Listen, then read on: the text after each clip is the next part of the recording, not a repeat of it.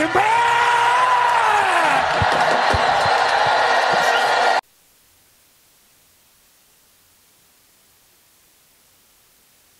leo mchezaji bora lakini pia kufunga goli la kwanza katika ligi. Unajisikiaje? Najisikia furaha sana kwa sababu ni ndoto ya kila mtu kuweza kufanya vizuri. Kwa hiyo kwangu mimi imetokea, naweza kumshukuru Mwenyezi Mungu na najisikia furaha. Umekuwa ni mchezo wa namna gani kukutana na Dodoma Jiji siku hii ya leo na ukiwa ni mchezo wa kwanza katika ligi? Ulikuwa ni mchezo mgumu sana kwa sababu Dodoma wametufunga sana huko nyuma. Tulikaa kikao wachezaji tukaambizana kwamba iwe mwisho tena tusiweze kufungwa katika uwanja nyumbani, tuweze kupambana na istoshe kwa sababu tunafungua ligi, tuweze kucheza vizuri kwa kila mchezaji ili tuweze kupata matokeo.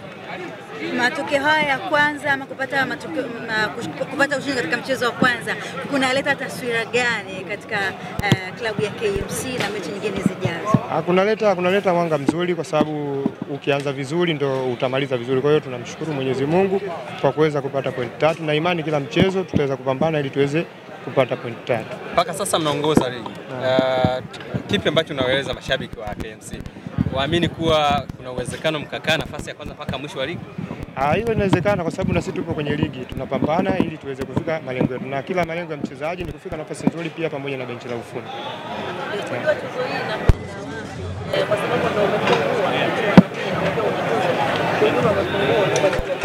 Tuzo inakwenda kwenye kabati la kwangu mimi. Naenda kuihifadhi. La kwangu mimi mwenyewe kwa sababu tuzo ni ya kwangu. Yeah. Goli la leo unamdedicate nani? Nampa mamangu. Sawa bwana, asante sana. Kulikuwa ni msimu wa aina gani? Msimu ni mgumu kwa kweli kwa sababu kila timu imejipanga na iko vizuri, japo timu zingine hazijacheza. Umeona mechi yenyewe jinsi ilivyokuwa, haikuwa mechi rahisi, ilikuwa ni mechi ngumu. Kwa hiyo kila mechi kwetu sisi ni kama finali. Kwa hiyo tutapambana ili tuweze kupata matokeo kila mchezo.